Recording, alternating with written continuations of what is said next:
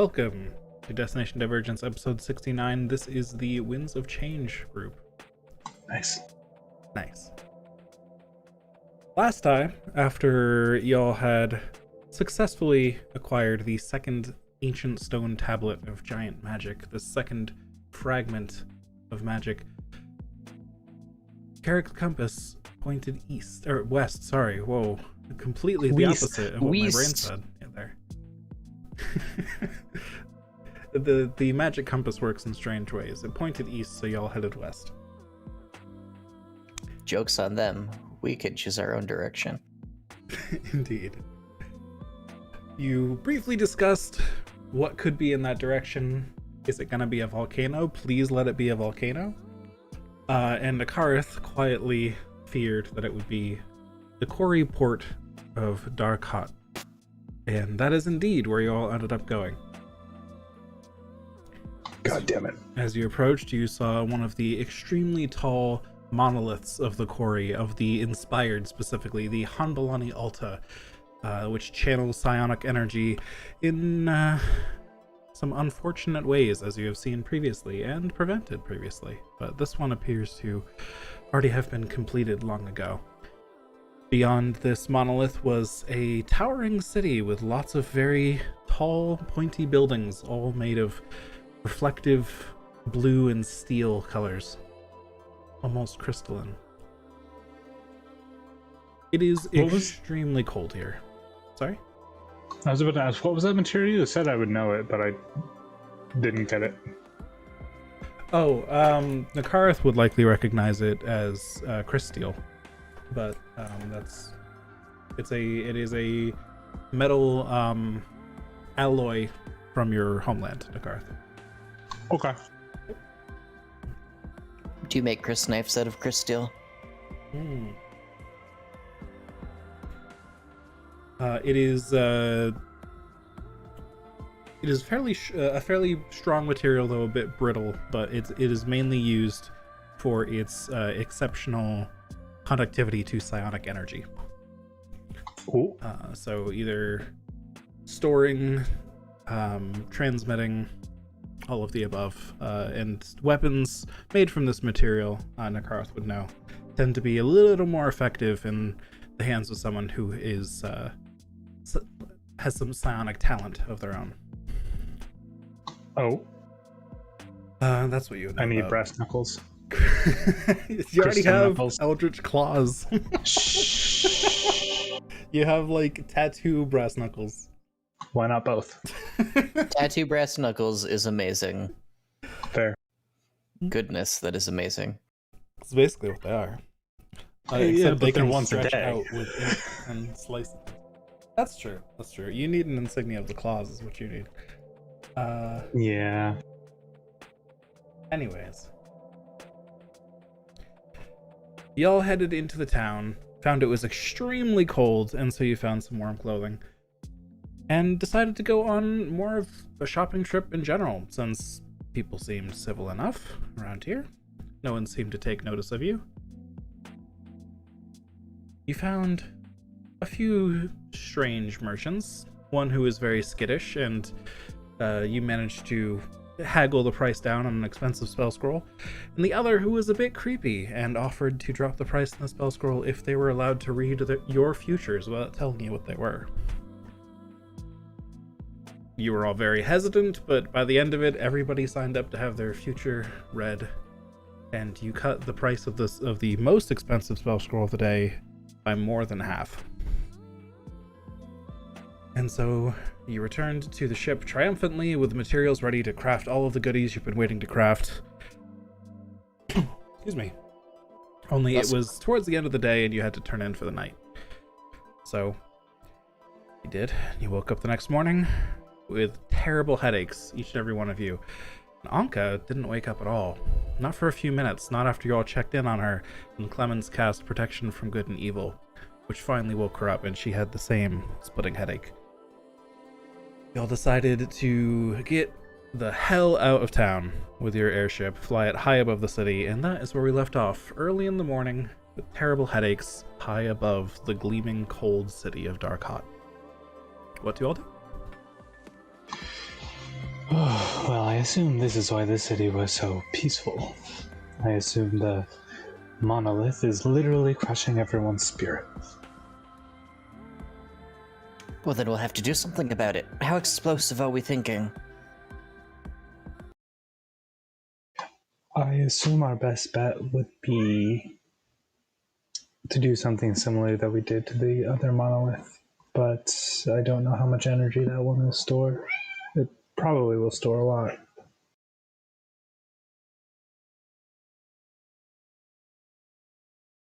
But until then, I do believe I have. If you'll excuse me, I'm going to try to craft.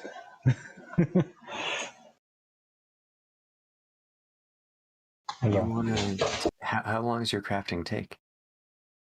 DM, how long does my crafting take? Did we establish that already? I forget. I don't believe so. What rarity is your item currently?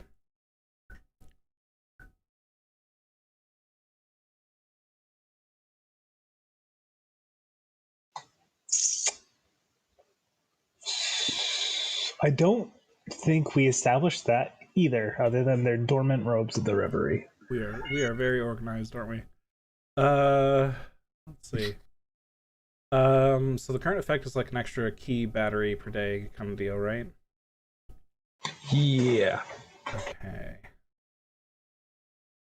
I'm just gonna look at some other enchanted items for comparison. Now there's the monk belt that does something similar, I think. Yeah, I'm just gonna go by some other. I'm gonna say this is probably very rare at this point, so I'm gonna put a 2-day time on it, so 16 hours. Fuck. Okay. I think very rare is almost a little generous. Fair. Excuse me, but it is an item you made yourself. So yeah, that would be 8 total checks, spaced out over 2 days minimum. So you could indeed get started on that if you wanted to. Might take you some time though, up here. Well, it will unfortunately take me a couple days. Garth, do you feel like this item is going to be crucial to what we're doing in this city? To be fair, we're not really on a time crunch, are we? Right, that's what I'm thinking too. Is if it's going to be good, like we might as well just take a couple days and Having time to plan is not bad. Yeah, I agree. It's not like us being here is not that we know has like triggered any sort of pressing conflict. I think we can let you do your thing and maybe at least just do some kind of prospective planning before we go back in, since I mean at the very least I think we should make sure we plan to leave, like just leave the grounds of the city every night. We clearly don't want to sleep there again, but yeah, even being here, that was harrowing. I don't want to be here any longer than we have to, and it's pretty scary. So yeah, let's just prepare as much as we can, and hopefully that cloak will do you good. I believe. I'm not sure if this cloak will be necessary for this endeavor. It will allow me to see more and keep my sight about.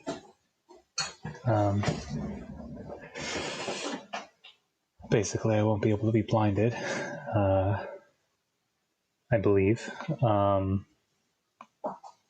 which could be useful, but it's a little niche.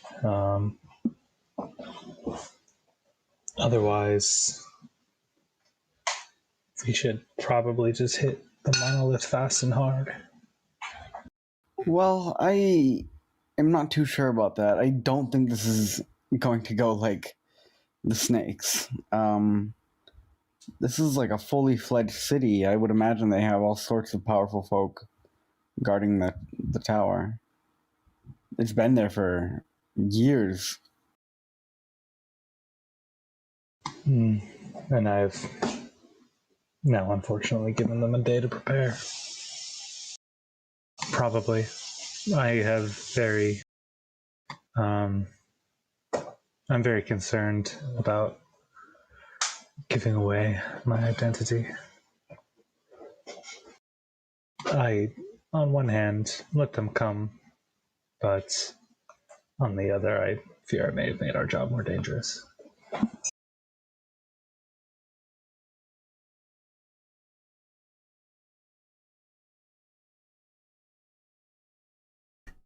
Because they sell the futures and stories to be eaten. And as far as I know, only Quarry would eat such a future. And they said my story was quite interesting. And so I'm afraid they will sell it whole.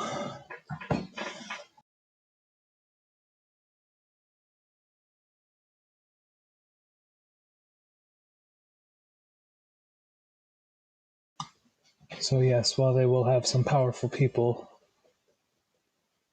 I fear how much longer they might have to prepare if we don't get, especially since we have to essentially do whatever we're going to do in one night to avoid being dominated by that monolith.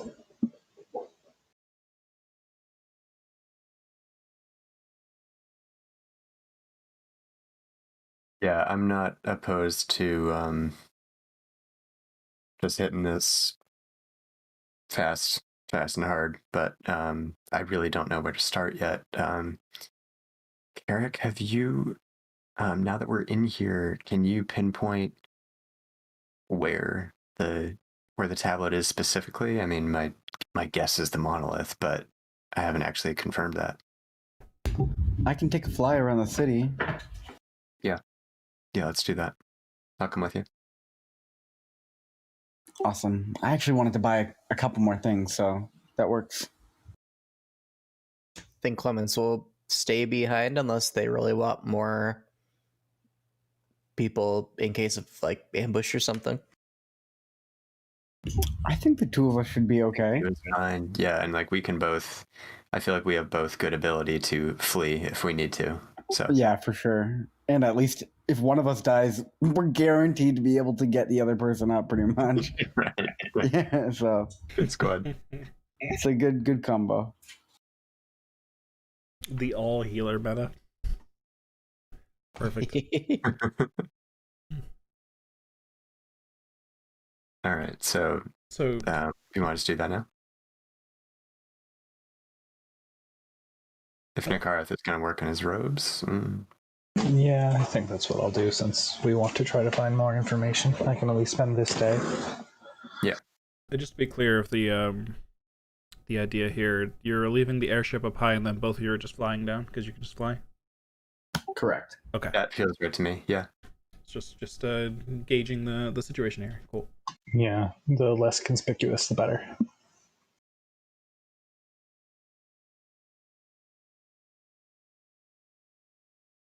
Also, I had a question, Jordan. Mm-hmm.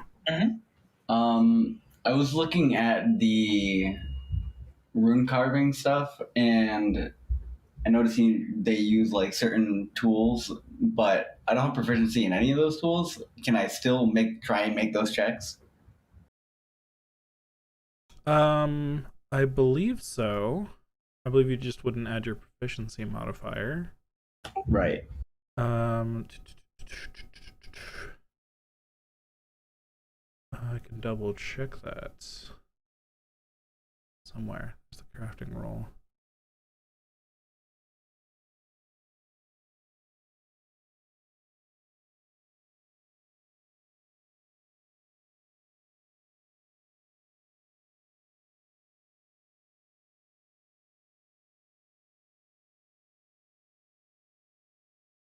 I mean, honestly, I think due to your subclass, I'd allow it to just be like a Tinker Tools check or something. Since you're literally a like a rune crafting artificer, I feel like it would be silly for you to not have proficiency in rune crafting. So, let's go with that. Just make it simple. All right, sounds good to me. Yeah, I think that'll work. You basically tinkered your way to your first magical runes anyways, so why not tinker your way out all the way to the finish? Hell yeah. All right. So you got that. So the airship is pretty high up over the city for now, but both of you have pretty convenient ways of flight. Whether the wings are on your back or on your heels, you've got a way down. As I've mentioned before, the tops of the buildings in this area are the most shiny and reflective. And that's a bit disorienting as you descend, as it's almost like just, a mirror full of sunlight down below you and snow all around that and ice on all sides. So it's a little hard to see, but once you get a little closer and you start getting in the shade of some of the buildings, it's much better. And the reflections are much more diffused. So, Carrick, you are flying around just with the compass out, trying to figure out if you can find any particular building that it points to. Is that the idea? Yep. Okay. Give me. Give me a survival check. I guess this would technically be tracking something, sorta, even though you're just looking at a compass. Can they have advantage because of the compass? That's a fair point. I'll allow that. Nice. Hey. You're tracking with a tool. That doesn't make sense. Oh no. Oh my god. I rolled a 2 and a 3. I tried. You did try. Buddy. What the heck? Where? Oh my gosh. I can't freaking see with this light. Is this the thing I can try, or at least try to help with? He'll actually hand the compass to you. See if you can use this. I don't know. I just can't see right now. Give it a shot. Survival roll? Yep.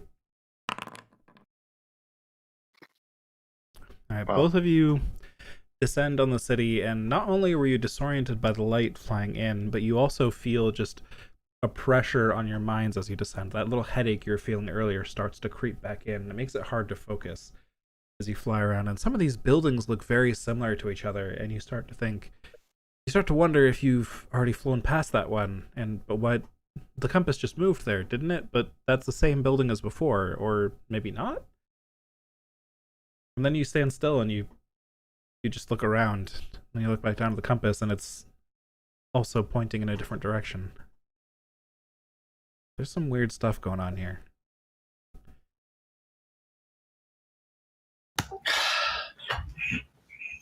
Doesn't seem like we're getting anywhere right now. What if we get closer to?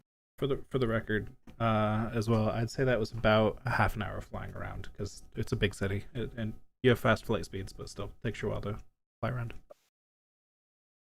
Okay. I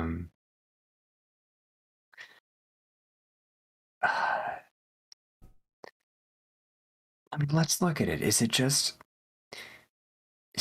flying all over the place? I mean, it can't just not be working anymore. I hope not.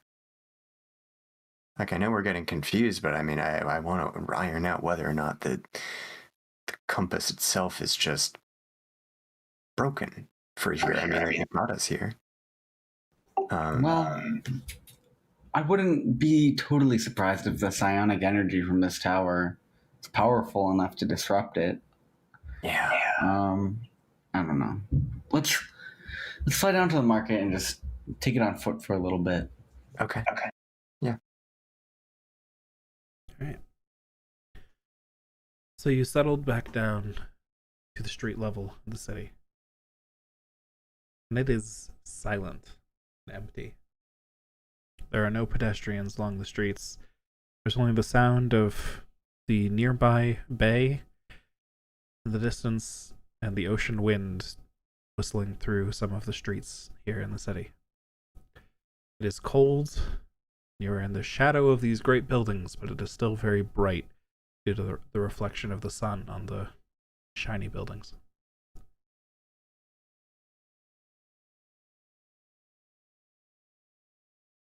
What do you do?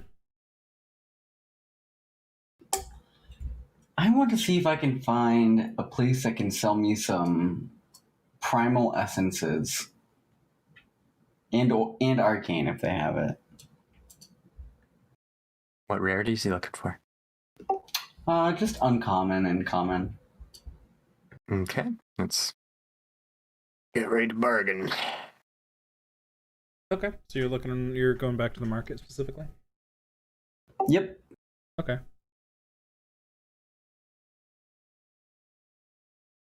He's gonna stay away from that hut that they went to before. That's Oh yeah, fuck that. Give me an investigation check. Can I help? Sure. If you're proficient. No, I can't. Well, it's okay. That roll is good. 15 if I You was the first 15 one. with the first one. Pretty good. All right. So begin looking through the market. You're here before, but again, it feels somewhat silent.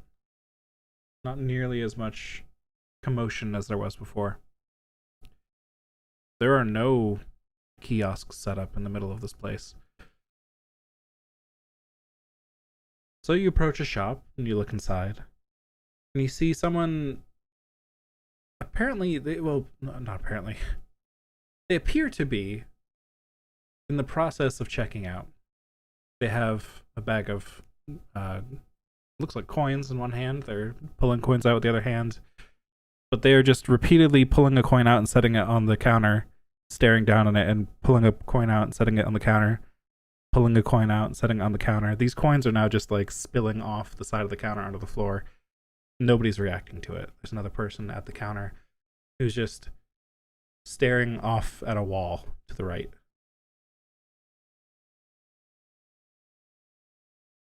This is not right. Another coin falls to the floor. Blink. Blink. If I try and like skip this store and like walk to another store, do I see something similar? Sure, yeah, you move on to the next door. And it's fairly similar. There are people in different locations doing different things, but everyone appears to either be stuck repeating something or just staring. I didn't move on from the first one. I'm gonna walk up to the person counting coins and just like gently put a hand in their shoulder and be like, "Hey, can I help you with this?" Careful return. Roll me a persuasion check.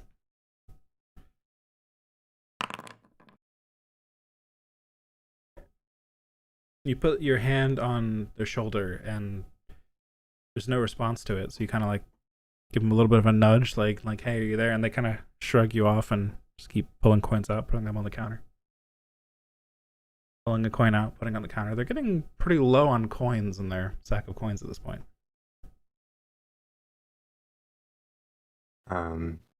What's the person behind the counter doing? Their head is turned as far as it can go to the right, and they're just staring at the back of the store. I'm gonna go to the back of the store. Oh no. All right, this store appears to sell some clothing items mostly.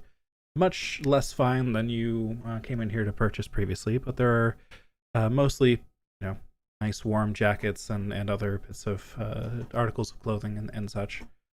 It seems mostly designed to help get sailors what they need. Maybe if some of their clothing had gotten too torn to repair and such. At the back of the store, there's somebody who's taking a coat off a shelf and unfolding it and kind of like shaking it out in front of them to see like what the size is compared to them, and they fold it back up and put it on the shelf, and then they take it off the shelf and they unfold it, and you can probably guess where that's going. Oh yeah. Also, am I gonna like is Carrick with me? He's inside, like kind of just studying the guy that's like putting coins on the counter. Only a couple coins left in the bag. He's eyeing them to see what happens. While that happens, I'm gonna just say out loud in the back, is anybody who's still with it back here? I don't want to fight. I just want to talk. Roll me a persuasion check.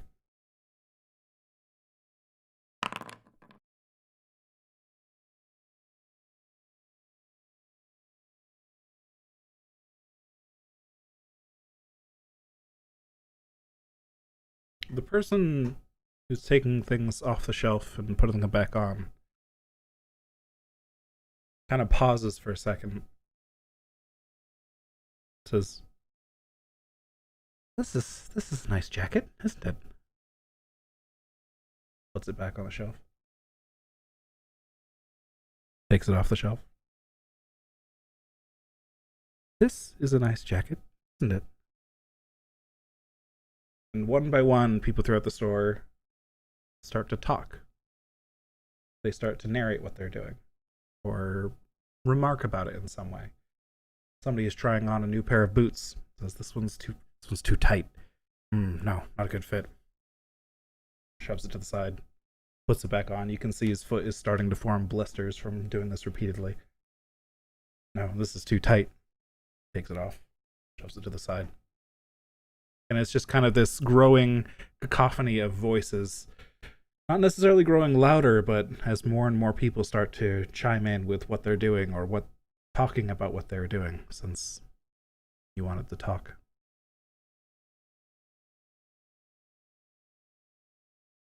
Carrick, at the counter, the man has reached out and put his final coin on the counter and reaches into the bag and begins to kind of feel around for a coin that isn't there. And there's a growing sense of panic on his face, and he looks frantically inside the bag. He's looking for more coins. He turns the bag upside down. His eyes are growing wider and wider, and then kind of like gets down on his knees and begins to kind of claw at his cheeks in extreme anxiety. Hey, buddy, you need some more coins? He begins to just hyperventilate. Carrick takes one of the coins on the table and puts it in the bag. He stands up as if nothing ever happened, takes the coin out of the bag, puts it on the counter, then starts looking for more coins in his bag. Carrick is gonna just fill the bag again because he doesn't want to see this dude freak out. All right. He happily continues, as happy as you can be in this situation, continually paying for his purchase.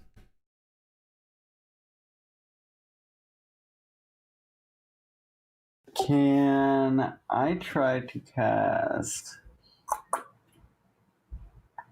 Dispel Magic? Go for it. Or actually, before that, can I make some kind of like check to see what's like come over him? Like, can I like get any magic reading off of him? Excuse me. Just give me an Arcana check real quick. We go for that to start. Okay. I'll flash that to a 21. 21. Very good. So, you have done a lot of studying of this ancient magic that you've been chasing. And you know which planes should be in effect here based on the ones you've already found. In this location, there should be Delur, the plane of the dead, Rizia, the plane of ice, Fernia, the plane of fire, and Zoriat, the plane of madness. This doesn't necessarily look like a spell or magic effect was cast. This looks like potentially some planar magic, some sort of manifest zone warping minds. Well, I think we can make a fairly safe hypothesis that that's what's going on here. I want to try. You know what? I could just do that. Derek will cast Protection from Evil and Good on this guy. The one counting coins eternally? Yes. Okay. Cast protection from evil and good. And as soon as you do, he finishes placing the coin on the counter and then lifts his hand shakily and begins to put it back in the bag and then kind of shakes his head a bit and looks up at you. Oh, how long have I been here? Beats me. We just got here, but long enough to put all this out on the table. And he gestures to all the coins. That's way too. I've far overpaid. You don't. Kind of tries to gesture at the man behind the counter. You don't mind if I? No, okay. And just starts scooping the coins back into his pouch. Oh, my head. Ugh. Is this something that happens often here? I am just a sailor. I needed a new shirt. Is it something that happens often here? I don't know. You tell me. Don't you live in this town or in the city? No, I've been here a few times before. Never for more than a day. Oh, Interesting. We just got here from Stormreach.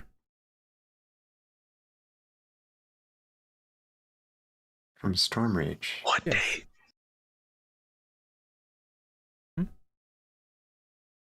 Uh,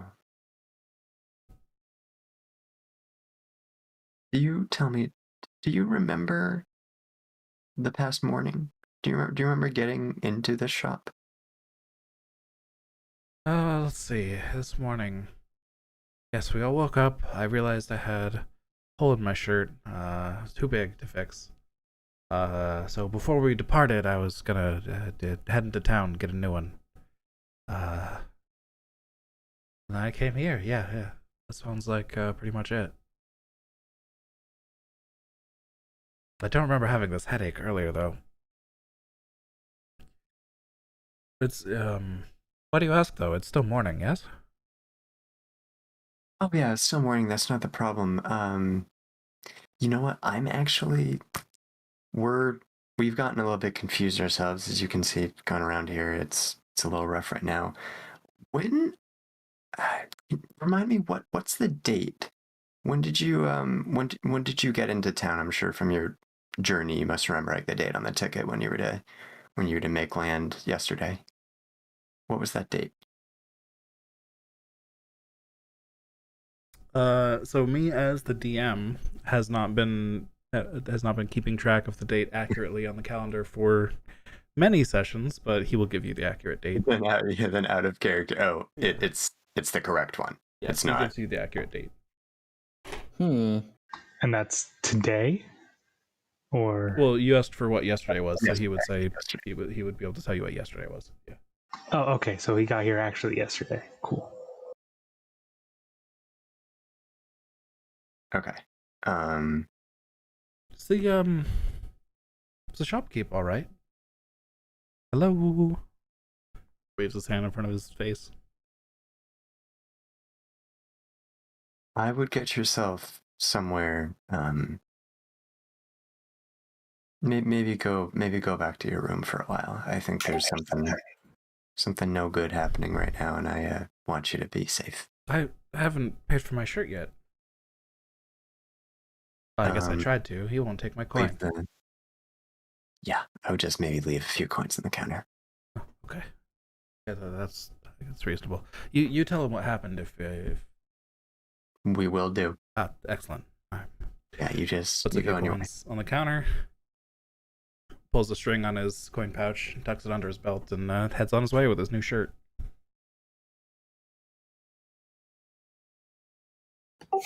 I'm gonna turn into I said, Carrick,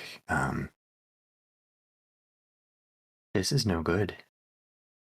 We we gotta move. This is whatever's happening is frightening, and at this point I don't even know how much diagnosing it is going to help, but clearly from the tablet, I have no doubt of that. I would stake my full flag in that hill. I feel like we just need to be prepared, and we need to move in, because at this point, what is investigating going to do if we've got a city of the brain dead?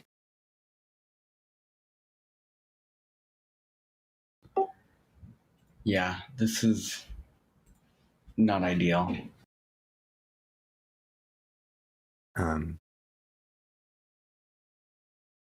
Now that we've gotten our bearings a bit, you want to try one more time to see if we can get a bead from the compass, and like specifically see if it seems like it's pointing at the monolith. Yeah, I also kind of want to see if it's everyone here or if it's just some people. Like, it seems like it's everyone.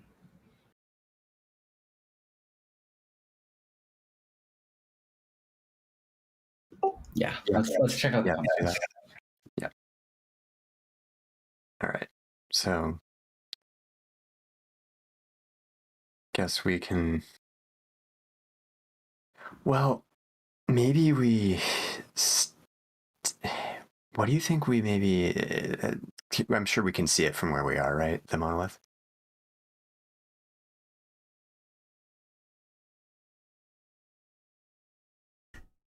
I mean, if you were to fly up a bit, you'd probably be able to see it eventually. And you're in the midst of quite a few skyscrapers. All right. The monolith's tall, but I mean, the skyscrapers are also towering right over you. Yeah, well, in that case, let's just fly up and fly towards it, and pay attention to the compass the whole time. See what it does.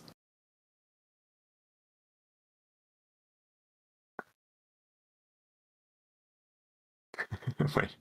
In case this is so fucking stupid, but in case this makes a difference, as we fly, I'm gonna fly above Carrick in a way where I'm blocking out the sun, so he has a very clear view of the compass.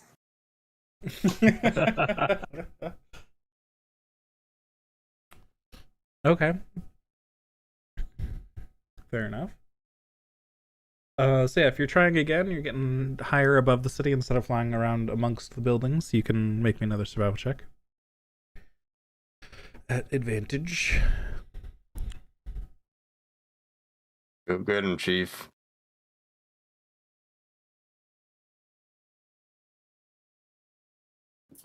Survival, you said? Mm-hmm. Okay, pretty good, pretty good.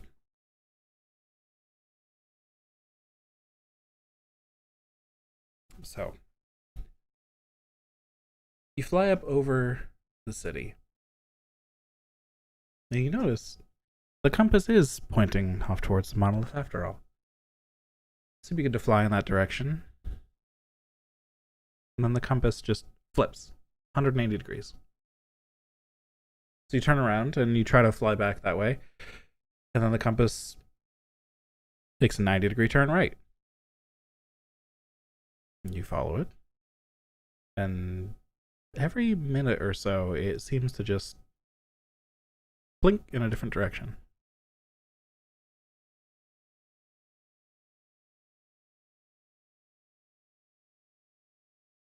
Well, now we know for sure. I doubt the thing itself is moving, and I can't. If we don't find it in the monolith, we'll at least find something. There's no way that's just going to be an empty structure. I think we need to move in that direction pretty much imminently. Do you have any objection to us going back for the rest of the team? Sorry, what was your question? Do you have any objections with us just going back to regroup and seeing if everyone else is ready to take a pass at this, even if we go tomorrow? Yeah, let's go. Okay, and I think that like maybe taking the rest of the day just to see what are they all going to be like in the morning? What happens after a day of this? Yeah, and I So- kind of want to tune to both of the tablets and see if I can glean anything now that I have them both. Okay, let's do that. Before you two return to the ship, can you both make me charisma saving throws, please? Oh no. That's my strong suit. Please don't fuck it up. Yeah, that's pretty good. Pretty good.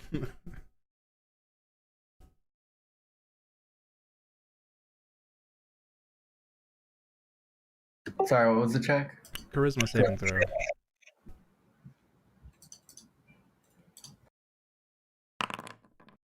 Oof. Oh no. All right, can you roll me a D100, Garrick? Oh no.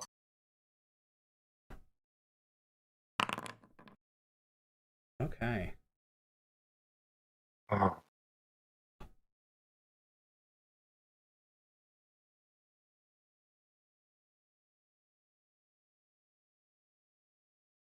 Double check how some conditions interact here, real quick.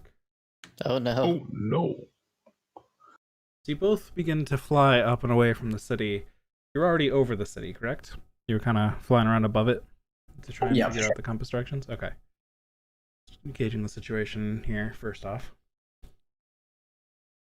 And you've been feeling this headache grow stronger and stronger, and then all of a sudden both of you just feel it reach this breaking point where there's so much pressure in your mind that you just feel something kind of not like a snap, but more like a click. And your brains just get flooded with information.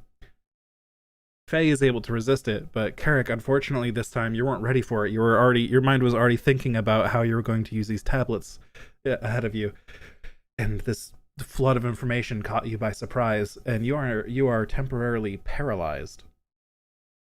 So, Oh no. let's see.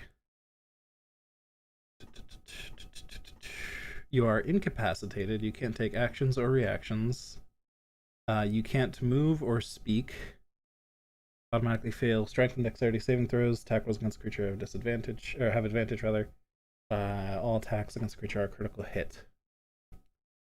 So, here is the very important question. Do your winged boots make you hover when you have a speed of 0? Let's read them. I think they just say I have a fly speed equal to my my walking speed. So my fly speed would be 0. Yep, I believe so.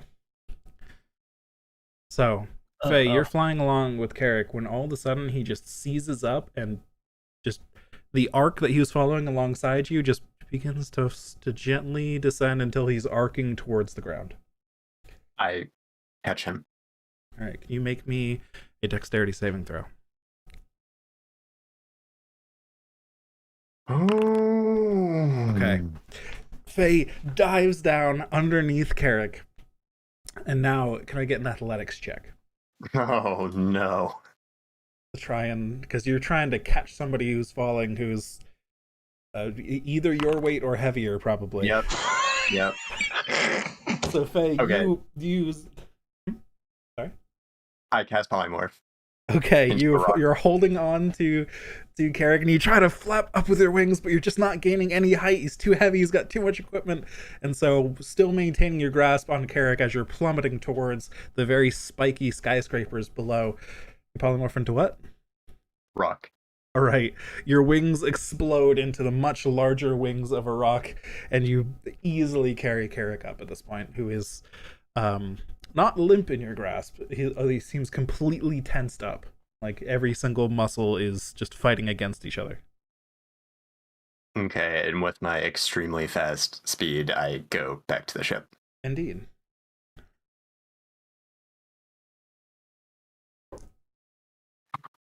It doesn't take you long. Okay. And I just yell for, oh god, who cast the...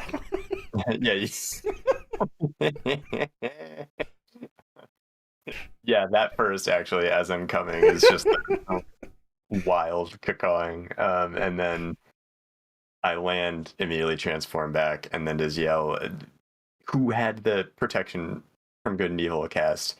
Don't tell me that was him. Tell me someone else had it. Do we need more protection, good and evil cast? Yes. I can do that. Okay, get him. Okay. Do I need to fly out to him? I've landed on the ship. He's on the deck. Okay, then I cast protection from good and evil. All right. So you cast protection from good and evil. And Carrick, suddenly you feel all the tension release. And you were conscious for all of this, by the way. You were just paralyzed. But now you have control over your body again. Everything is fine. Headache's awful, though. Thank you. Thank you, guys. You're welcome. This place is fucked. And I'm turning everyone else. The compass is pointing every which ways. It's useless. But it has to be the monolith. It has to be. The people, they were just automatons doing the same task over and over. Like, they got there and just emptying their pockets, putting shoes on and off in a store. There's no traditional recon to be done. Look at the planes that are left. Realm of Madness. That has to be what's happening here. It's one of those. It's another manifest zone, just like we saw in the last two places.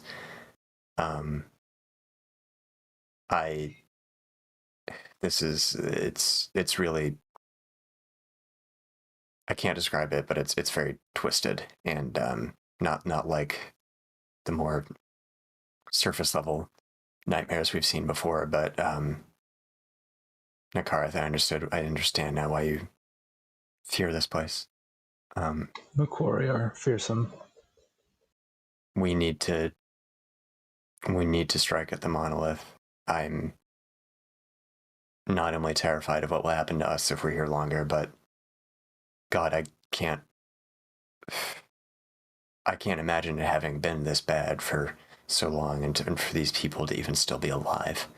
But I think if we don't do something, I don't know if it's ratcheted up because we got here, but I very much turned on my heels from earlier about us taking our time. I think this is extremely timely.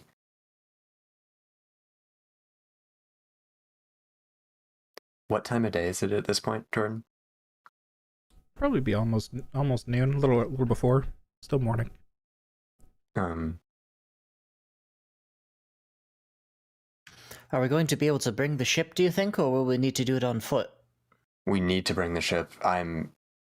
If I hadn't resisted that, both of us could have been dead. We could have fallen. We'll risk the entire ship falling then. Are we going to need to take particular measures to ensure that that doesn't happen? I mean, I doubt it would affect the elementals. Hopefully not. I mean, but we can only do so much here. I mean, I don't know if the influence is lesser if we go to safely land at the docks and then go in on foot, but I guess let's have the discussion now. Do we go right now, or do we? What do we have to gain by waiting? I mean, I burned one spell, but I guess it's a drop in the bucket, all things considered. Let's go. Take us down. I see no time to waste. Let's go to the docks and then go as fast as we can on foot to the monolith. Okay. I don't like flying. Not after that. Well, my vote would be to jump down on top of the monolith and find our way in from the top again. But Clemens also likes the sound of that. I like that. Yep. No, is at least give it a try. To be clear, on that whole situation. So what happened before was there was a monolith. I suppose there were two monoliths in the last situation, because there was a Hanbalani Alta, the Kori monolith design that channels psionic energy, hidden inside a bigger tower that was just disguised as a normal religious place of worship of some form. You guys found your way in through the top of the outer tower, and then found that it was completely hollow inside. Nobody was allowed to ever approach this thing, so nobody ever questioned, or people probably questioned, but nobody ever found out that it was hollow until you went in the top, found it was hollow on the inside, and surprise, surprise, another tower inside the other tower. That was kind of the situation before. This time you just see the monolith itself in the open because it's their city and they do what they want. fair. It is the architectural equivalent of T-posing. Yes. I mean, yeah, it's literally their symbol of domination.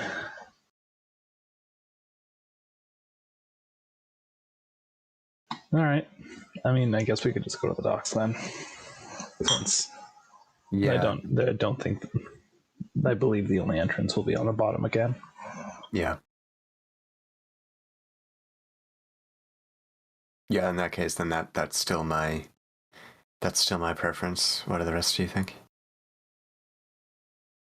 I don't think my mind's been changed. Let's go. Well, Clemens, your mind was going in from the top, right? Oh. Well, I misunderstood what we were doing. If we're doing something different, then we're doing something different. Okay. I'm not intending to push for a different strategy than everybody else is planning. Okay. Yeah, based on what we were flying around before, like in a very big ballpark, like what would I think the like travel distance or like distance at even like kind of running speed or like a brisk walk would be from the port to where we know the monolith to be? I'm not sure what the sense of scale is here. From the port to the monolith on foot, you want like a time scale or something? Is that kind of Yeah, like because if it's going to take half the day to do that, obviously that plan is shot. Yeah, I mean it's a city, and a port city, no less. I am very bad at estimating timescales like that, but I'll say a few hours probably. It's a big place.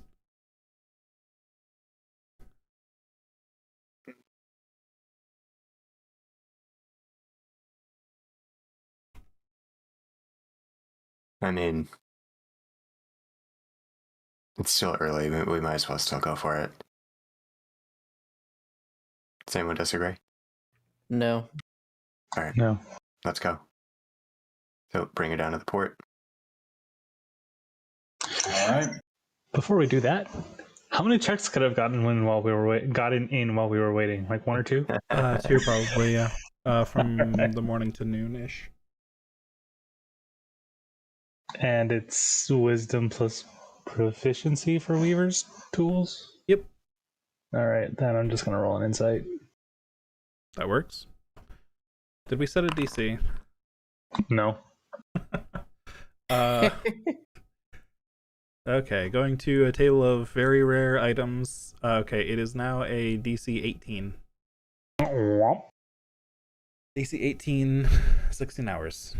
Make sure we write that down somewhere. Neither. Two failures. Be careful, 3 failures wipes your resources. 3 failures in a row, that is. I want to be careful with the next one. Which can be just taking 10 on the roll and taking twice as much time. Possibly. All right, that's what we're doing next time. All right. Be a move. I tried. You find this scroll of dream, Nakareth, and it is a scroll of dream. It's true, but this is a scroll of dream clearly written for wizards to use, not in the more familiar formula that you can use, unfortunately. So while the magic is there, you're having a little bit of a tough time deciphering it and applying it to Freaking competing standards. Yep, Fair. exactly. Darn wizards. Okay. So, unfortunately for Nakareth, no progress. And on the precipice of losing a lot of materials. But that's fixable. So, Yeah. you bring the ship down to the port, where it was before. And between those of you who can fly and those of you who have harnesses and stuff, you can make your way down from the top deck of the ship to the dock below. There's a man at the dock who is he's sort of like halfway down a ladder into the water and just repeatedly dipping a gloved hand into the water to like scoop up some water and then lapping it out of his hand and then scooping up more water and lapping it out of his hand. That's seawater. God. Can't believe someone would just leave all this here. He keeps dipping his hand in. I cast protection from good and evil on him. He vomits all the seawater back up. God, this headache. Don't do that, God, man. Oh, it's so cold too. Is this brain freeze? Or is this something worse? You've been drinking seawater. It's worse. Oh. I apologize. You may want to try to leave the city. No. How long have I... Oh, God, my hands are sore too. Climbs up the ladder and begins kind of limping away as he's been in an awkward position on the ladder for way too long and his legs are stiff. God, he must be bloated. He's almost as salty as a League of Legends player.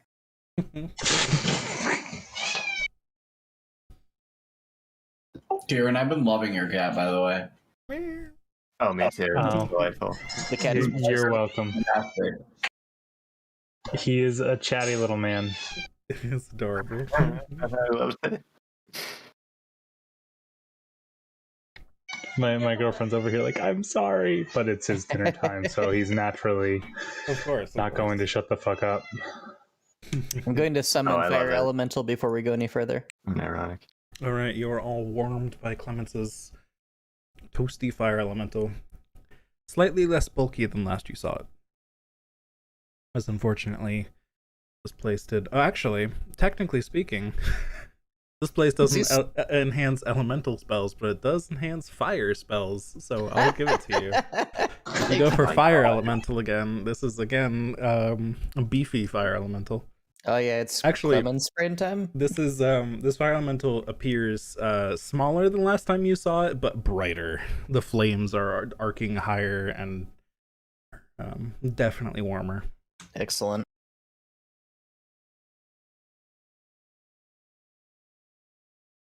As we, I guess, just advance on the monolith.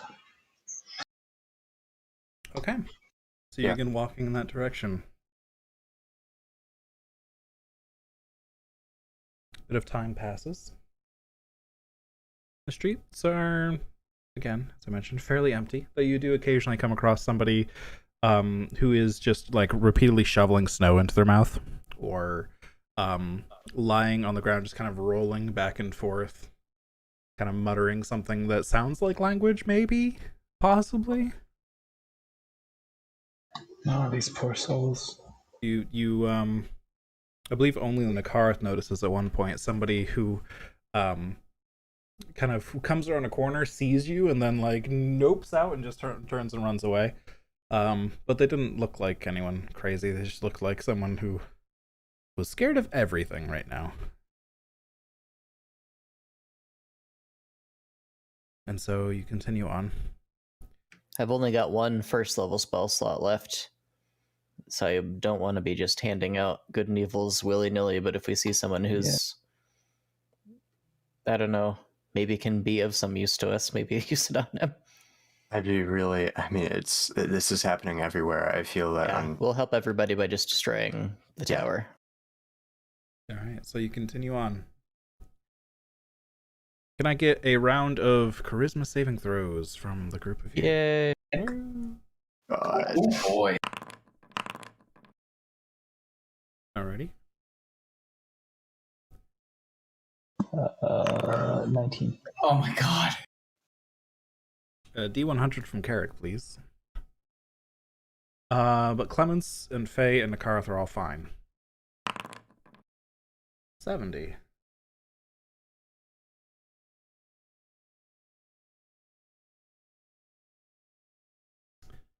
Carrick, as you're walking along and you feel that same like wave of headache rush over you again, and all of your ears ring as this psionic energy is just poured into your skull. Most of you resist it, but Carrick, you shake it off and you feel like you probably resisted it. It should be fine. You're totally fine. There's no worries here. You felt it coming this time. It was definitely fine. Clemens's elemental is definitely looking at you funny though. It keeps on like frowning at you and growling at you. But every time you look at it, it's looking away from you. It wasn't looking at you. No, of course not. But in the corner of your eye, it's looking at you. It's watching you.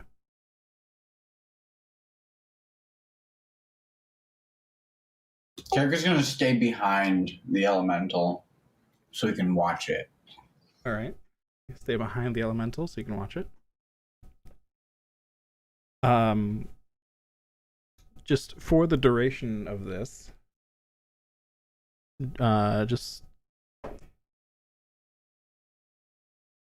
are experiencing vivid hallucinations, so you can roleplay that as you will, for the time being, and you have disadvantage on all ability checks because of the hallucinations. Okay, yikes. Oh boy. Oh my god.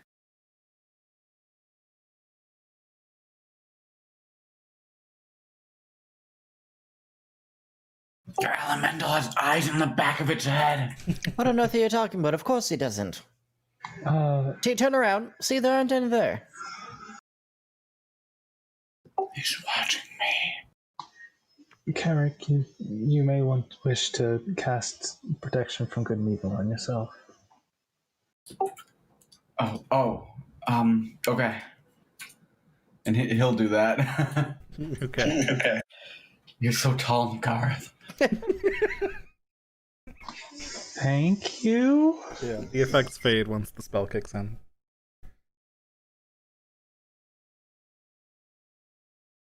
Oh, back to normal. Yeah, there weren't eyes there. Unless. God. This is the worst. And so you continue onwards towards the monolith in the distance.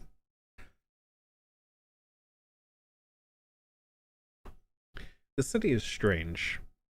As I've mentioned before, most of the buildings here are very similar to each other, and the streets are long and straight, organized.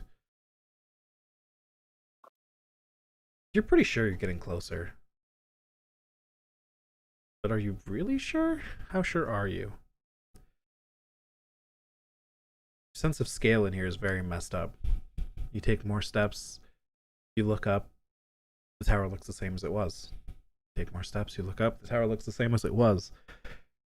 Skyscrapers all around you look the same. You begin to lose a sense of where you are in the city. But you're always moving forward, always towards your goal. And so you press on.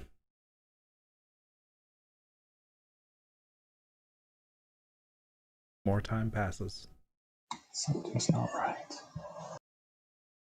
Can I get a round of charisma saving throws from you all? Fuck. Oh no. Oh no. Oh, no. Oh no. Every time. Eric will actually put his hand on Clemens's shoulder and say, "Listen, I've fallen under the effects of this a couple times now. I think I figured it out. You just got to do this," and he'll flash Clemens. Okay. I think I got it this time. And roll me a d100, Carrick, as Clemens has now passed. True hero. Same thing. The hallucinations are back. The eyes are definitely on the elemental for sure. There are more eyes now. There are eyes on the backs of its hands, on its arms, on its shoulders. You feel like there are more eyes there to spite you because you didn't believe in them last time. Oh my god, they're back! He'll just cast Protection from Evil and good on himself again. What if the spell is causing the eyes? Oh no. That's not how that works. I think.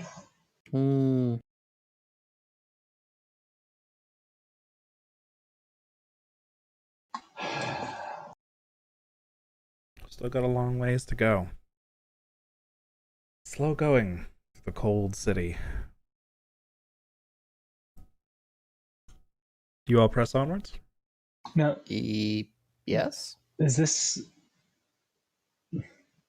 it similar to what was happening to us in the jungle at the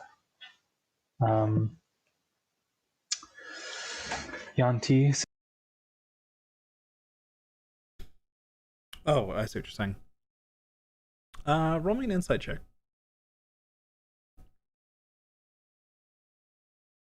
24. There are some similarities, but it feels different to you, Nikarth. Shit. This one, I mean, before you just, none of you like felt anything, and you just kind of were very sure of which direction you were going, and all went off in different directions. This time, you're all heading the same direction. It just feels like sense of scale is off here. Your sense of perspective is off. Like you're trying to get closer to this tower, but every step you take, it just feels farther away. Or maybe it's larger than you thought and farther in the distance. This isn't working. I guess we should have taken the ship. But at this point, it might not be worth it. Certainly not today. I feel like the day is slipping away and we're only risking another wave of this taking us out before we even get there, and Lord knows this will be a horror show. No, I know that there will be at least 2 more waves before we get back to our ship. I don't know if it affects us as badly going out away, but Didn't you almost both die while leaving the city? Yes, it seems like it'd be a very poor idea to go back and then have to do it all over again later.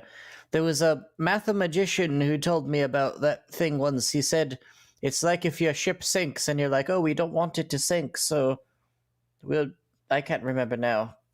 The magic is too powerful here. I think we should go forward, though.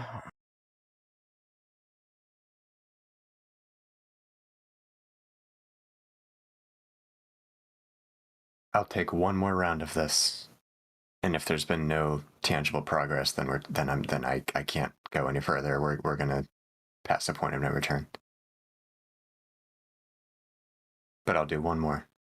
Let's keep going. All right, then I'll take 3 more on the way out. I don't know if I have the capacity to fail one of these. I think I feel more resistant to this than most of you, but if this happens again, I will transform. I will take everyone with me if people have fallen down. Fair. But let's keep going. All right, so you press on.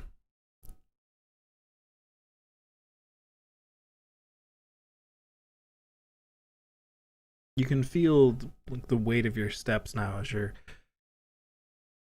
getting tense. You're sure you're getting closer. You feel like you're getting closer. At the same time, if you're not getting closer, then this isn't going to work. puts anxiety behind your steps as you walk.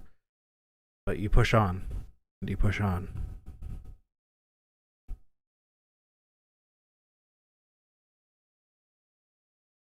And after a while, you feel like you're finally starting to see something different. You can see up ahead a place where the city stops, where there's no more buildings, where the buildings around begin to get smaller towards the edges of the city and sort of just open. There are no large city walls, just open ground and a path leading up to the monolith. Very far in the distance still, but at least it's not just endless city collapsing to a point ahead of you that you can't really comprehend anymore. You are making progress. It's just confusing the perspective of this place. But still, as this spark of hope reaches you all, can I get another round of charisma saving throws, please?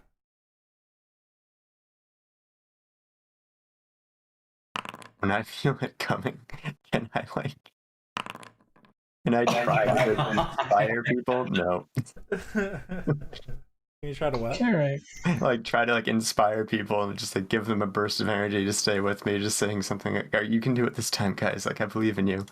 If you got a I got a 30. So maybe yes. Maybe I deserve to do that. Well, so let's see. You're trying to explain. Do you have a feature in mind you want to use for this, or something you want to roll? I want it to be kind of a version of my inspiring leader. Just I mean, I know I'm stretching the mechanics of the game here, but it's in fiction, I'm taking that role and I'm bringing people through this and just trying to be all right, it's one last stretch, you got this, and then I rolled a nat 20. So please. Okay. I'll say you've noticed that Carrick has been struggling with this especially. Mm-hmm. He seems to be lost in thought frequently, so these waves of just mental energy are kind of catching him off guard. So you put some special attention into feeling when this will happen, because you've proven the most talented at resisting it so far. And right when it's about to happen, you try to just snap Carrick out of it. So I'll let you grant Carrick advantage on this. Here comes the 2. I know, right? I believe in you. I believe in you. Oh, baby. All right, baby. Carrick, you are wondering about what could be causing the phenomena around you. What could be causing this strange loss of perspective and loss of the feeling of progress in this place. And as you're considering what kind of spells or effects or perhaps planar magic could be causing this, Faye just snaps in front of your face and you kind of shake your head a little bit and blink, and that's the moment that your head is clear and the wave of energy rolls over you, and with your empty head you're able to resist the wave of psionic energy. Oh my god. That was a close one.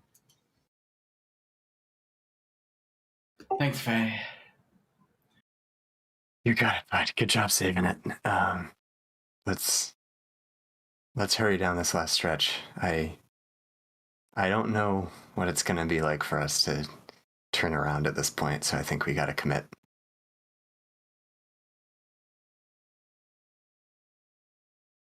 All right. Great. And so you continue on. At this point, reaching the edge of the city. And there's indeed a path up ahead. It's flat for a little ways out of the city, and then it begins to sort of curl up a cliff of snow and ice, back and forth, raising higher and higher with each flight, so to speak. Winding up the side of a very tall, icy cliff.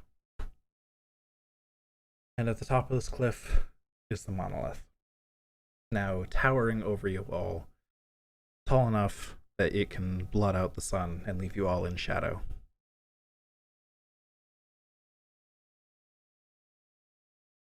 You haven't felt the headache get this strong in quite a while.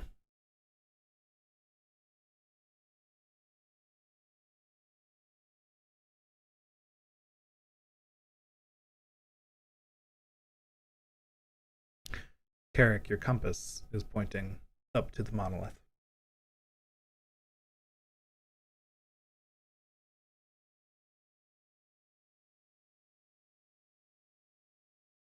We gotta keep going. Yep, let's rush it. Start running. I think I'm like, we run. I'm like looking at it. Like, we run. Sure. Let's go. Fuck it, we ball. All right. You run up the winding path up the icy cliff. Can I get athletics checks from everyone here? Athletics checks? Oh boy. Hey, he's going from her. If you're running up, I'm gonna say it's athletics checks. Yeah. Y'all right.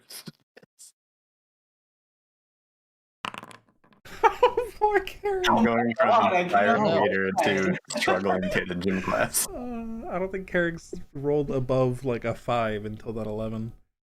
This is tragic. Natural 19. Woo, woo. Woo! All right. Clemens and Nakareth are very swift on their feet, and they manage to scale this fairly easily. It's not the most stable surface to run on. It's not the most it's a little slippery as well. But you're able to manage. Carrick and Faye, on the other hand, begin to fall behind a little bit as you both kind of stumble a few times and have to catch yourself and sort of grab at the snow and ice with your hands before you begin to slide back down slightly. And then you're not wounded or anything, but it still kind of stings. You get up and you can trudge on and try to catch up with the others, but trying to catch up with the others means you have to go even faster, which means even more treacherous, and you just fall farther and farther behind. So Carrick's gonna look at Faye and just say, "Screw this! Why aren't we flying?" Oh my god.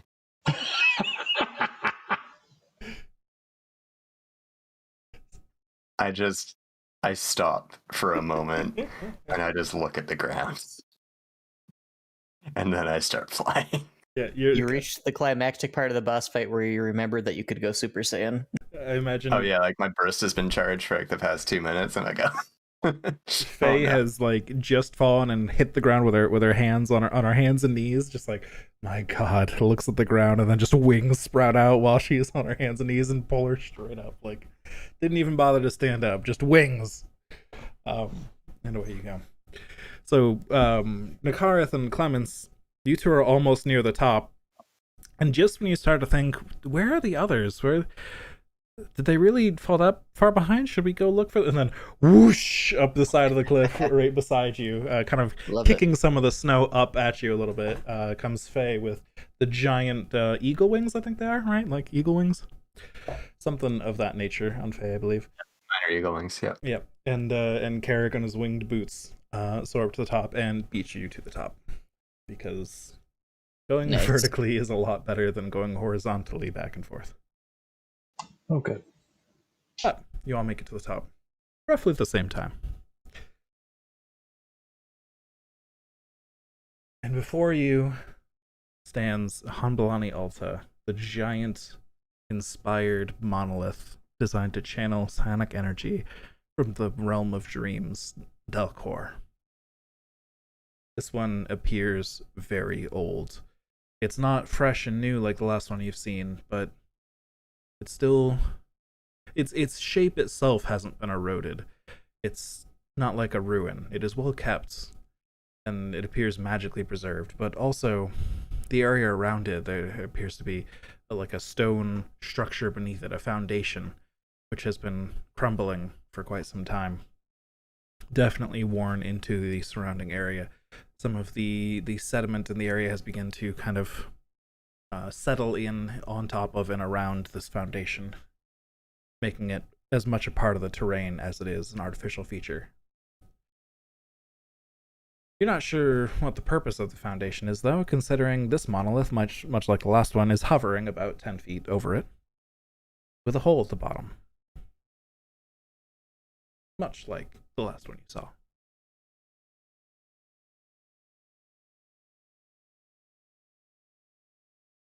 Then will we jump down into the hole? Sorry. Flat foundation below. 10 feet up is the bottom of an egg-shaped thing, essentially. The bottom of the egg is cut off with a hole going up. Oh yeah, duh. Jump up, not down. Yeah. Want to make sure the mental picture was clear. My senses of direction are amazing. Are we gonna jump up into the hole then? And by jump up, I mean one of you like carry me up.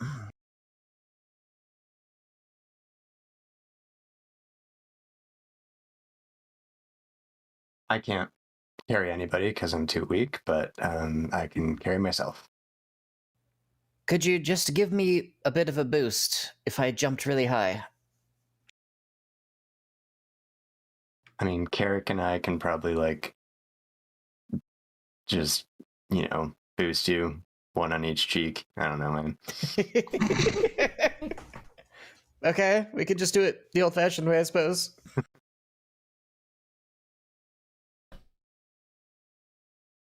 The Kareth can just probably monk shit up.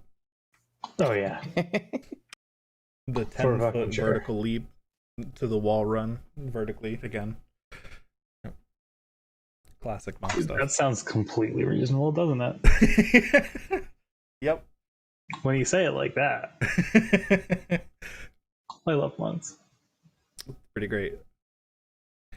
All right. So, this place is dark. The area outside was bright. There was snow and ice all around you, and sun completely unhindered by the clouds. And somehow the cold air just made the sun feel like it was biting even harder. And now you're in what feels like unnatural darkness. And it takes a moment for your eyes to adjust, but there's nothing to adjust to. It's just dark in here. Not much light even reflects up from below, it feels like.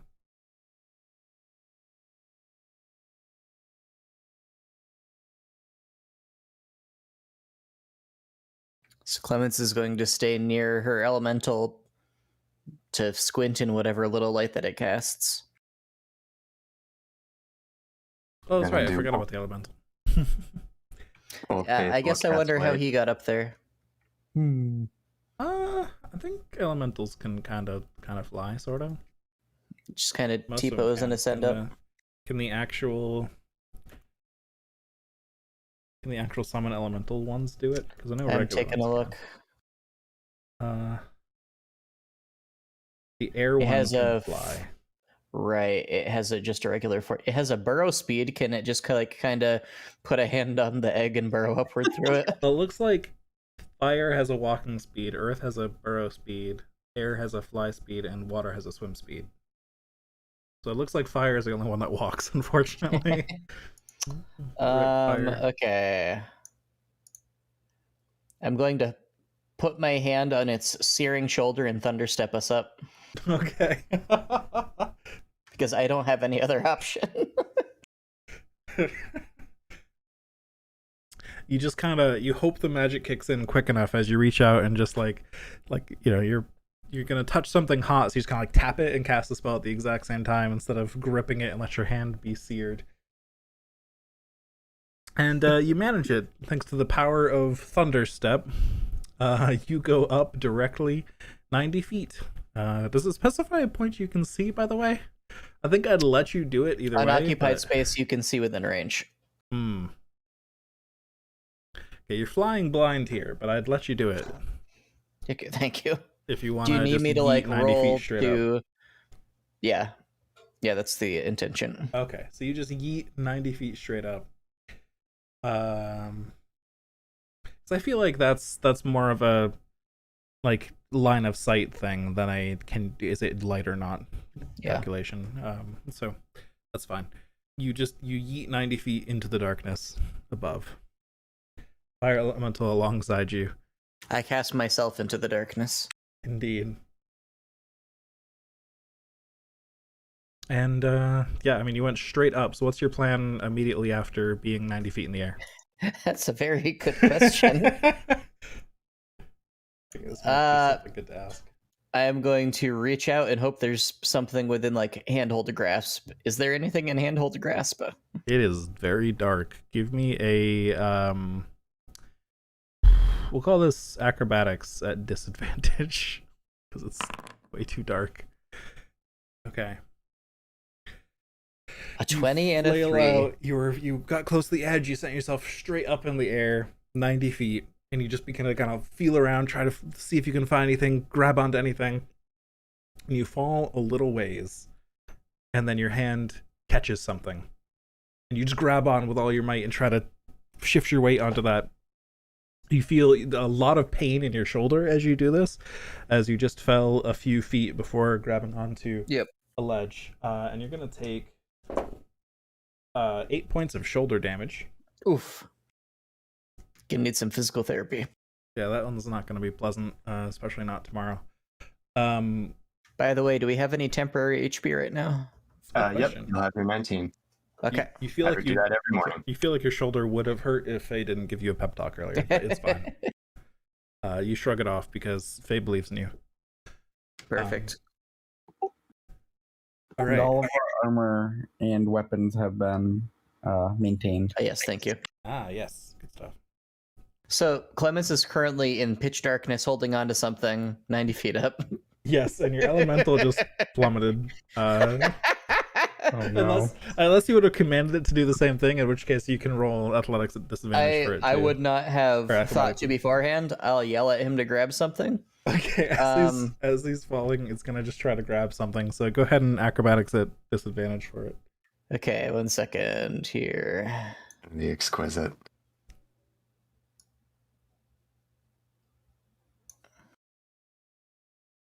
Looks like it has a dex of +2. I don't think Okay. it's proficient in any skills.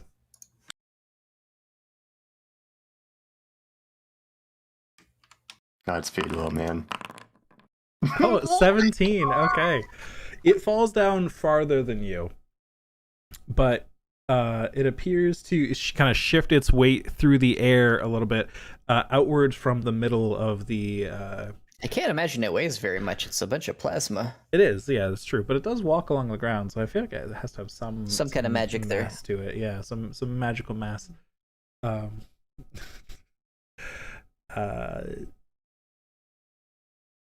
So it kind of shifts outwards, using some of its flames to propel itself forward, trying to move towards whatever wall could be in front of it, and then it shifts out farther than a wall would be if you were in a giant tube. And then it kind of just splats on a surface below you, but not 90 feet down. And it is going to take 12 points of splat against hard metallic floor damage. I'm trying to figure out where I should note that down. Yes, I keep forgetting to actually add a thing for that. Do I have a stat block I can steal from this?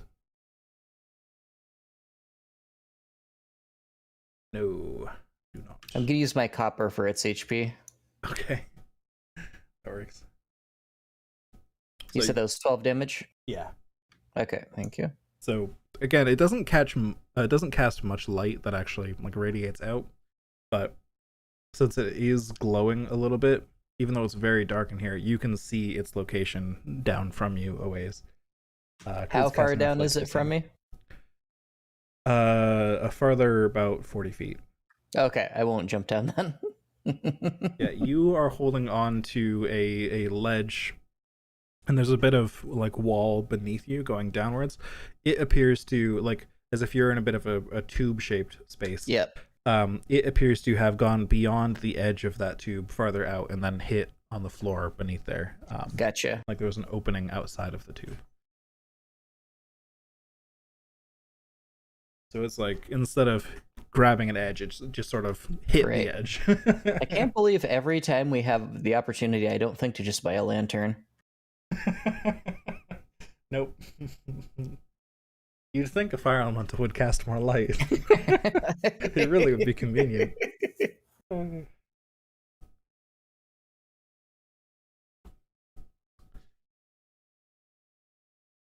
That should be written on the spell. Just acts as Hey, a what are- torch.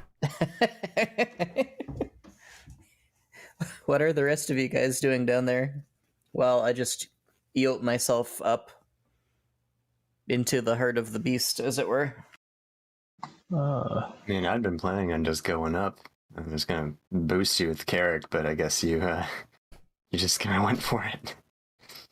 I might need to just cancel the elemental and fly myself, depending on how this goes.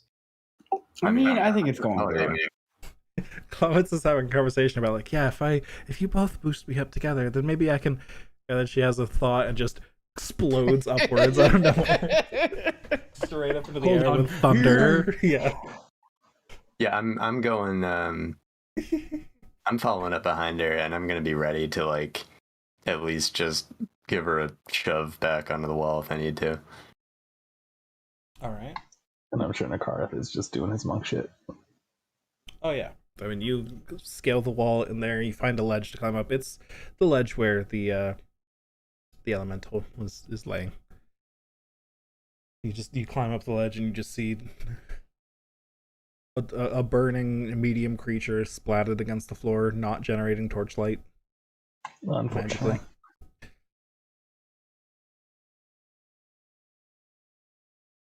Well, now I wish I had those robes. Oh well.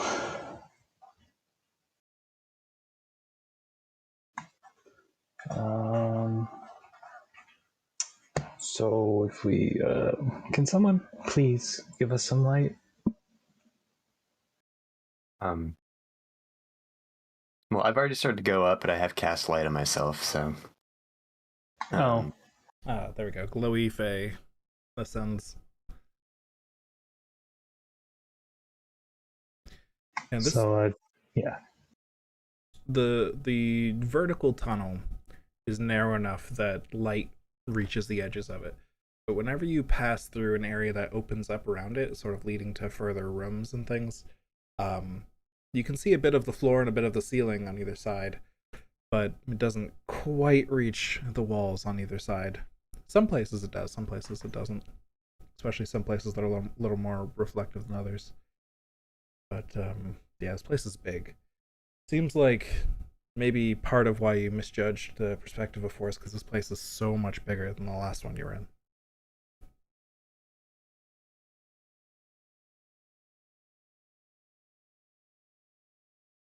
Oh, on the places we do see on the walls, is it all doors again, or is it something else?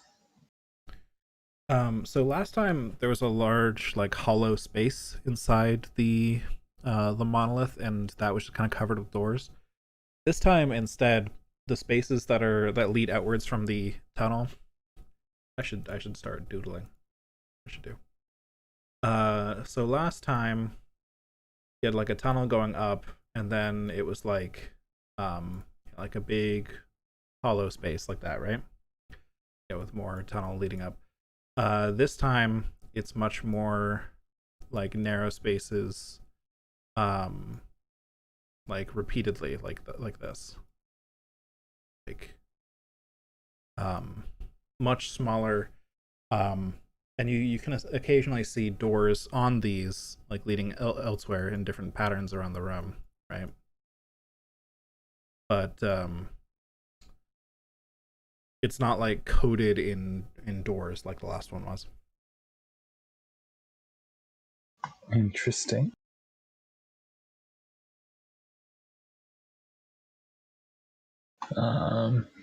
So Clemens hit one of those a little bit higher up, and her elemental fell down another couple levels below her.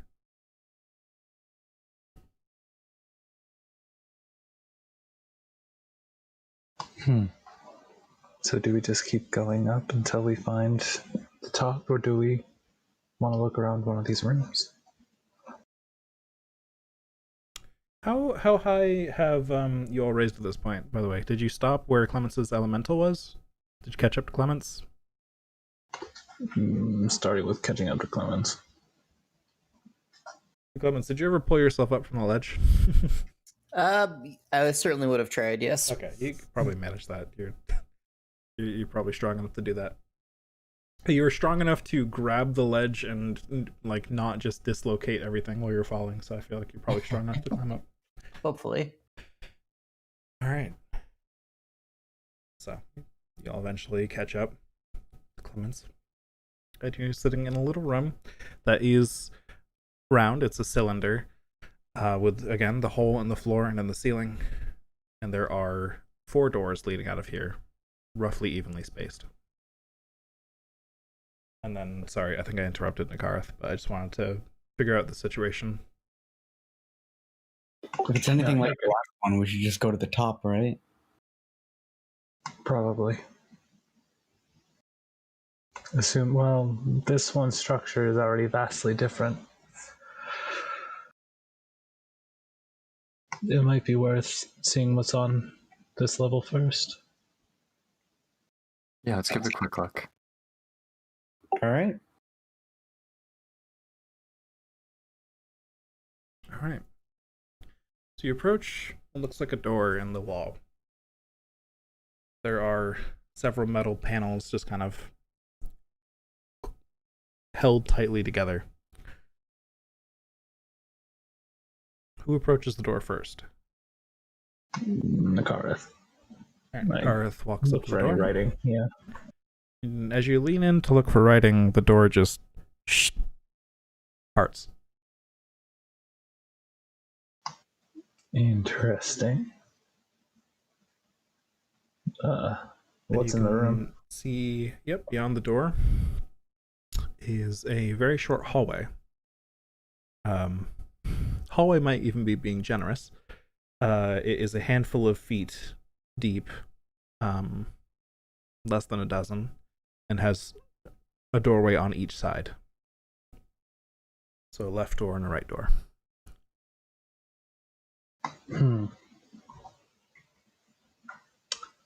What happens if I step in the middle between them? Step into the small hallway / closet thing. Yep. And look The back chamber. And forth, and nothing's happened yet. I don't like this. I'll go left. All right, you walk towards the left door, and it opens up. And as you all watch Nakarth go left, the door in front of you just closes.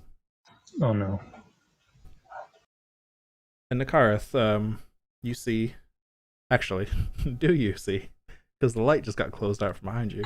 Oh shit! I don't like this, so I'm gonna go ahead and summon my visage and body and arms. Okay. Spent 2 key points to do that. Yep. Not a moment passes after you're in darkness that just 2 glowing astral arms in your astral mask. Do you have your astral body at this point, or is that later? I forget. Yeah, I have body. You have body. So yeah, your astral form just suddenly summons around you, and you're ready for combat. But also you can see really well. Your night vision, your tactical visor deploys over your face, but astrally. your ghost tactical visor. The threads just weave around me. Exactly. And so now you can see. So you only had a moment of darkness there. But here is a room. It's mostly empty. There appears to be sort of a pool of water next to a mirror in the corner. There is a chair by this pool of water. And there is a familiar looking door. A door that looks a lot like the ones you saw in the last monolith you entered.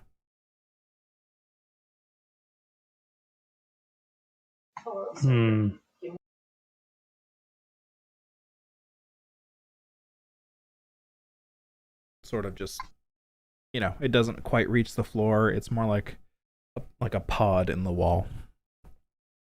I will. Curiosity is getting the best of me. I will go up and look into the water. Okay.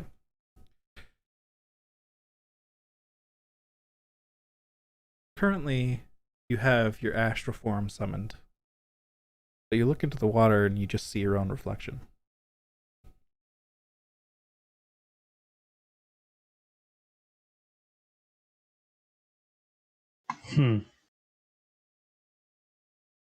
Well, I ain't touching that shit.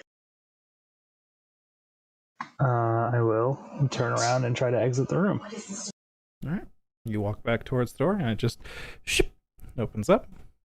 And as you, I assume, step out, the door between yourself and your friends opens up. So it was only a few moments for all of you outside that Nakarath was suddenly gone as the door closed behind him. And then about a minute passes, the door opens back up and Nakarath is combat ready.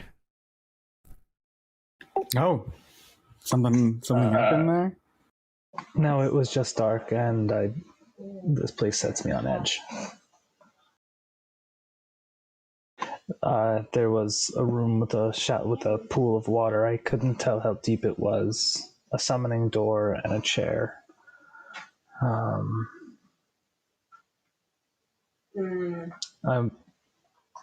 This. My first impression is that each of these chambers is meant to be more of a permanent residence for a quarry to go back and forth.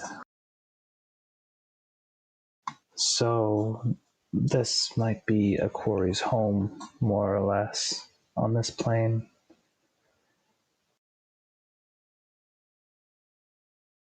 But there was no one home. Fair.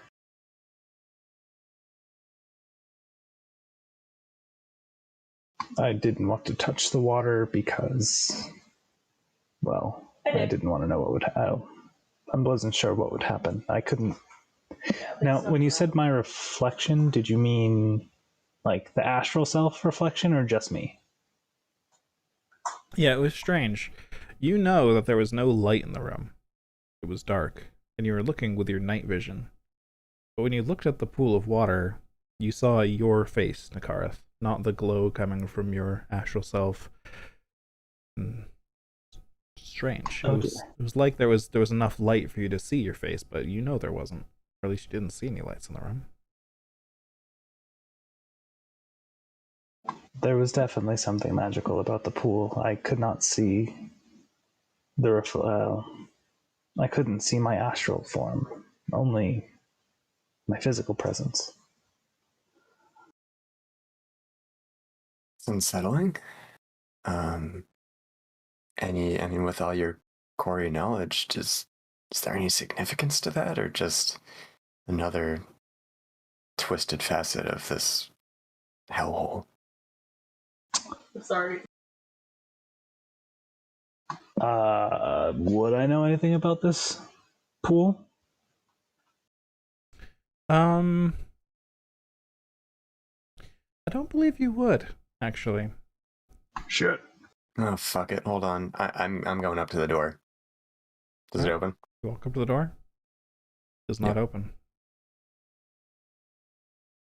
It's got something to do with you then. It probably only opens to quarry presence. Not. That seems likely. Not that this isn't fascinating, but if this isn't related, if you don't think this is related to our overall goal, do you think we should move on, or is there anything you want to investigate here? I mean, if everyone wants to try to come in with me, then I can touch the pool and see what happens if we really want to gamble. But the last time I touched a pool was not good. I mean, probably last time you touched the pool, it was healing potions in water form. Technically speaking. You're not wrong. I forgot about that.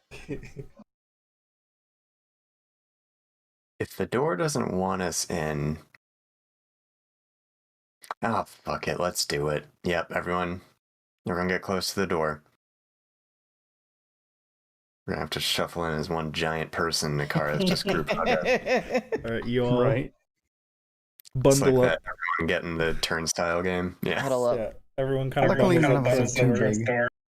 big. Nakarath kind of stands in the door frame, so everyone else can kind of move around him through, and then he is the final person to come through. Elevator.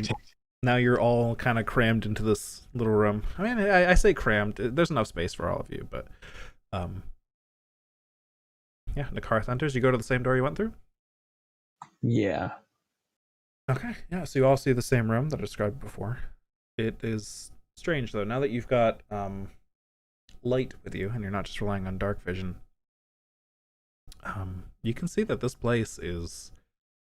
I mean, there are no lights in here, obviously, but there's nowhere to put light. There's no, like, torch sconces or lanterns or anything of the sort. And all of the material here is pitch black. Like, there's just a lack of color in here. There's enough. I mean, it's not so black that the light isn't reflecting off of it or anything. You know, it's not like like that kind of deep black, but it's black enough to be a little bit disorienting. And all of the materials in the room are pretty much the same color, except for the mirror and the pool of water over in the room, over in the corner. Well, in the name of science, let's give this a try, and I'm just going to go up and look at my own reflection in the pool and see what I see. Yep, you see yourself. It's pretty bright, though, because you're glowing.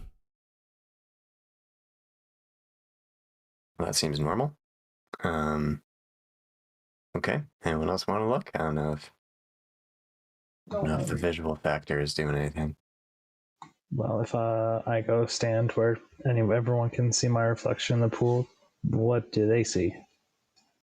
Everyone sees Nakarath's face. No astral, nothing. No astral, nothing. I don't like this. I will, fuck it. I will touch the surface of the pool of water with my astral hand. Okay. You reach out your astral hand and begin to dip it into... Do you just touch the surface? You kind of like dip it a little bit. Just like skimming the surface, or are you like skimming the sticking surface? some fingers? Okay. You just kind of skim the surface. Some ripples. Makes the reflection hard to see for a little bit, but didn't notice anything weird. Didn't feel weird. Strange. And then I will put the whole hand in and see what the fuck happens. You all see beneath the surface of the water Nakarath's hand. Tattoos and all.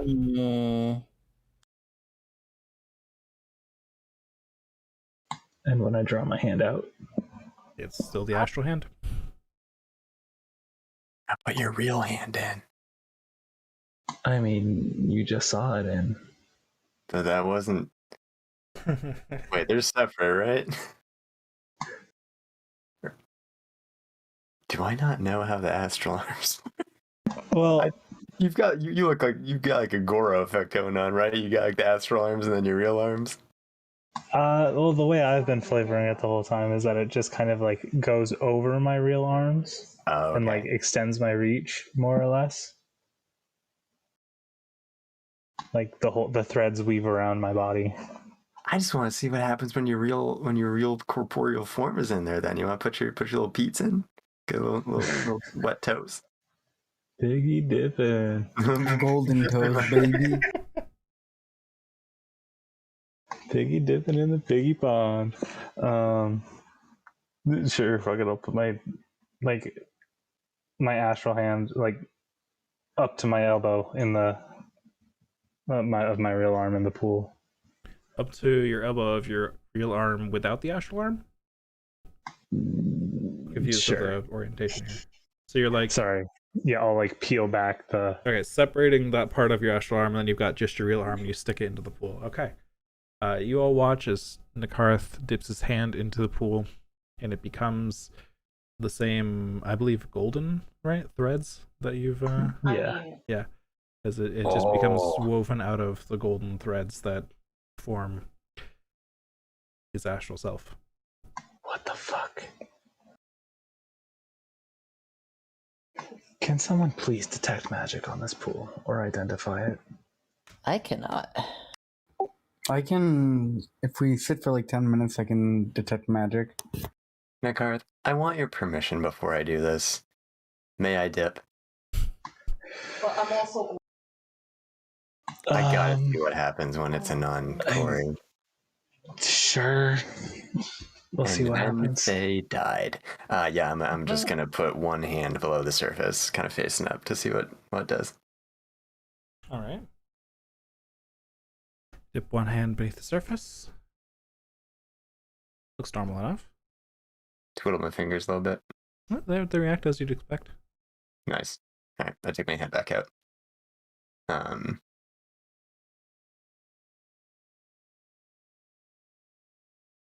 Well, buddy, I mean, this is some wild shit that we're seeing there, and I don't know. Do you wanna submerge? See if you get some big time transformation going on, or sorry. I think there might be an issue of scale going on here. This is like a like a pool of water, like a sink, like a raised bowl of water with a chair and a mirror, like Bird bath. Okay. like some Harry Potter shit, like a perhaps a reflecting pool. A scrying pool of some kind. Okay.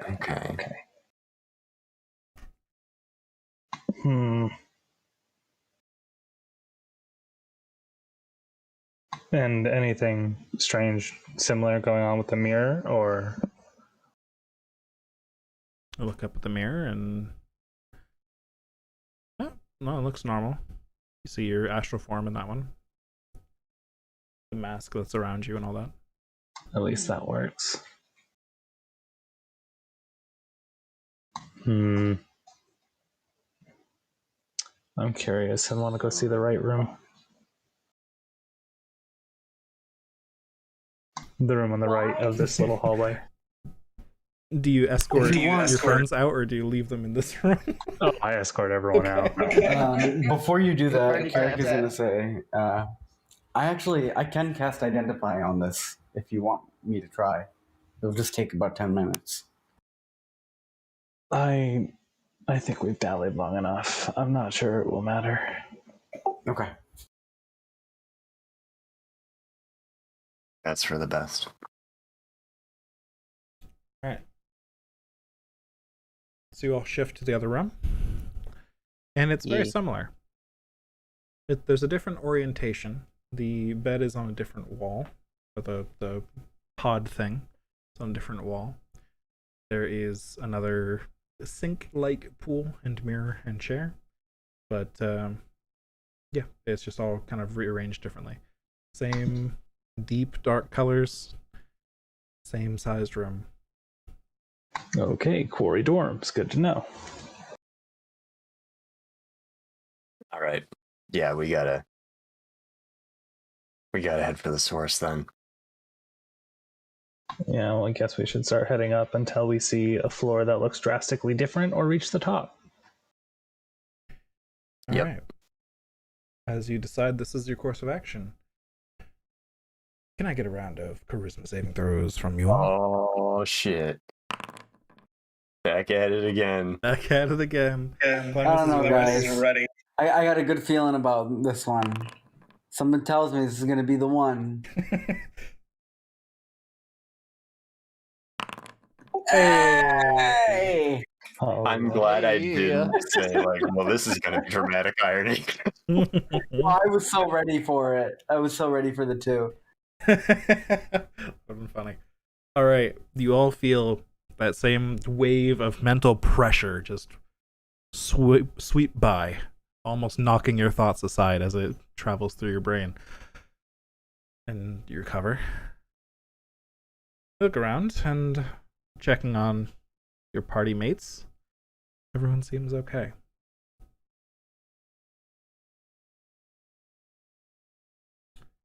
That is where we're going to end it for the evening, though. You all have traveled through the city a bit, worked your way up to the monolith, and started to uncover some of the strange happenings around the city with a mind to end it as soon as possible. And we will pick up next time with continuing deeper into this monolith. Thank you very much for running. Thank you for running. Thank you for playing. I love this tablet quest. This shit is fun. I love it. Yeah, this rules. Fuck this one though. I'm gonna break it when we find it. Like oops. Sorry, shit, now there are 4 tablets. Damn it. All right.